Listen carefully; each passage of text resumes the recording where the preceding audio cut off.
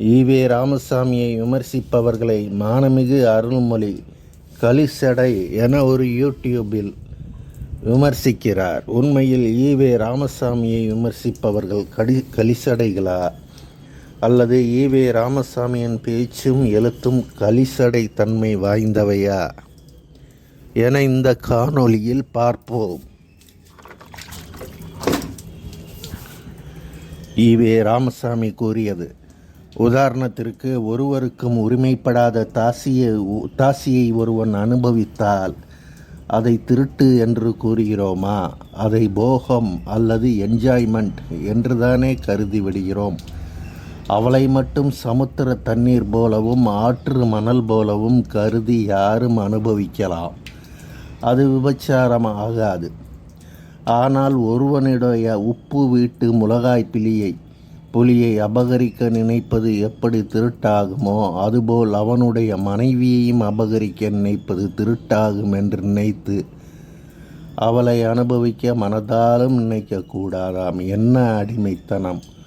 உப்பு மிளகாயா பெண்கள்? கேவலம்! பெண்களை இப்படியா ஒருவனுடைய வீட்டு உப்பு மிளகாயை போல் தனி உடைமை சொத்தாக்கி விடுவது?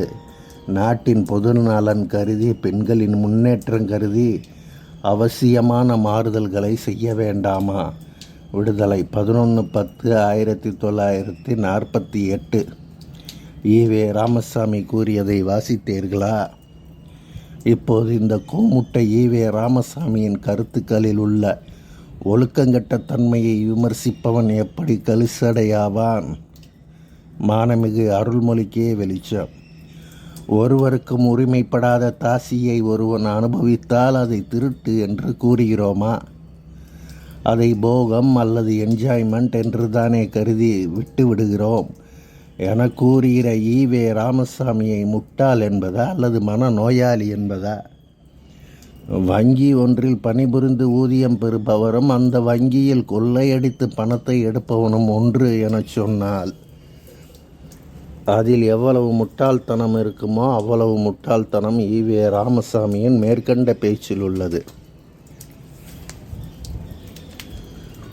நாட்டின் பொது நலன் கருதி, பெண்களின் முன்னேற்றம் கருதி அவசியமான மாறுதல்களை செய்ய வேண்டாமா என ஈவே ராமசாமி கேட்கிறார் என்றால், விபச்சாரியை அனுபவிப்பது போல் ஒருவனின் மனைவியை ஏன் அனுபவிக்க கூடாதென இதில் என்ன நாட்டின் பொது நலன் உள்ளது?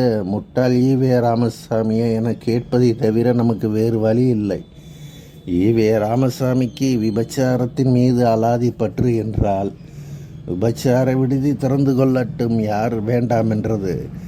ஏற்கனவே அதை வேறு மாதிரி சொன்னவர்தான். ஒரு கோயில் ஒளிவதன் மூலம் இனியும் 100 கள்ளுக்கடைகளை வைப்பதனாலும் தாராளமாய் சம்மதிக்கலாம் என்றும், ஒரு உற்சவம் ஒளிவதன் மூலம் 100 தாசி வீடுகள் இருப்பதனாலும் தாராளமாய் அனுமதிக்கலாம் என்றும் தோன்றுகிறது. 17/11/1929 குடியரசு. இந்த கோவில்களும் உற்சவங்களும் நமது மக்களை அவ்வளவு மூடர்களாய், தரித்திரக்காரர்களாய் ஆக்கிவிடுகின்றன என்கிறார் ஈவே ராமசாமி. சரிங்கய்யா, குடிப்பதும் தாசியிடம் போவதும் ஒருவனை பகுத்தறிவாளனாக ஆக்கிவிடுமா? ஈவே ராமசாமிக்கு எப்போதும் தாசி பற்று நினைப்பு தான். ஆனால் அதை பெண் விடுதலை, பெண்கள் முன்னேற்றம் என ஏமாற்றி திரிவார். இந்த உண்மையை எடுத்துச் சொல்பவன் தான் மானமிகு அருண்மொழி போன்றோருக்கு கலிசடைகளாம். நாம் உண்மையில் ஈவே ராமசாமியின் யோகியதையை உரித்து காட்டுகிறோம், தோல் உரித்து காட்டுகிறோம். மேலும் ஈவே ராமசாமி கூறியது: ஒரு மனிதன் ஒரு பெண்ணை பார்த்து ஆசைப்படுவது ஒரு பதவியை பார்த்து ஆசைப்படுவதற்கும் ஒரு வஸ்துவை பார்த்து ஆசைப்படுவதற்கும் ஒப்பான காரியம்தானே தவிர மற்றபடி அது ஒரு தனிப்பட்ட குற்றமோ அல்லது மேற்கொண்ட மற்றவைகளுக்கு மேற்பட்ட குற்றமோ ஆகிவிடாது. மோத்திரச் சட்டியை தூக்கி கொண்டு திரிந்த வயதிலும் ஈவே ராமசாமி மனது தெரிகட்டுத்தான் அலைந்துள்ளது என்பதற்கு மேற்கண்ட பேச்சை தவிர வேறொரு உதாரண பேச்சு வேண்டுமா?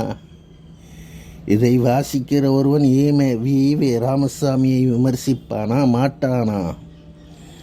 இப்போதுதான் பெண்கள் வீட்டை விட்டு வெளியே வந்து சுதந்திர காற்றை சுவாசிக்க துவங்கியுள்ளனர். படிக்க துவங்கியுள்ளனர், வேலைக்கு செல்ல துவங்கியுள்ளனர், தனக்கு என்ன தேவை என வாய் திறந்து சொல்ல துவங்கியுள்ளனர். இந்த சூழலில் ஒரு மனிதன் ஒரு பெண்ணை பார்த்து ஆசைப்படுவது, ஒரு பதவியை பார்த்து ஆசைப்படுவதற்கும் ஒரு வஸ்துவை பார்த்து ஆசைப்படுவதற்கும் ஒப்பான காரியம்தான் என வஸ்துவோடு ஒப்பிட்டு ஒரு போகப் பொருளாக பேச துவங்கினால் அதை விமர்சிப்பவன் எப்படி கலிசடை புத்தியுள்ளவனாக இருப்பான்? ஒழுக்கத்தை வலியுறுத்துபவனாகத்தானே இருப்பான் என மானமிகு அருள்மொழிக்கு தெரியவில்லையே. ஈவே ராமசாமியை வாசித்து அவர்களின் புத்தியும் தரங்கட்டு போனதில் ஆச்சரியமன்ன.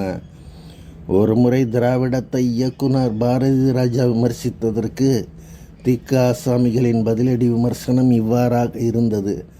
மலம் எடுப்பவர்களுக்கு அதன் வாடை மறுத்து விட்டது போல, ஆயிரம் ஆண்டு காலமாக சூத்திர இழிவில் மூழ்கி கிடந்தவர்களுக்கு அந்த இழிவு என்பது ருசியாக கூட இருக்கும். 17/11/2012 விடுதலை ஞாயிறு மலர். நாமும் அந்த கருத்தையே மானமிகு ஈவே ராவாதிகளை விமர்சிக்கவும் எடுத்துக்கொள்கிறோம். ஈவே ராமசாமியின் ஒழுக்கக்கேடு எனும் நாற்றத்தை முகர்ந்து மூக்கு மூளையும் மறத்து நாம் எடுத்து தருகிற ஒழுக்க வாடை மானமிகு ஈவே ராவாதிகளுக்கு கெட்ட வாடையாகவும் நாம் கலிசடையாகவும் தெரிகிறோம். மூக்கையும் மூளையையும் அறுவை சிகிச்சை செய்தால் சரியாகிவிடும்.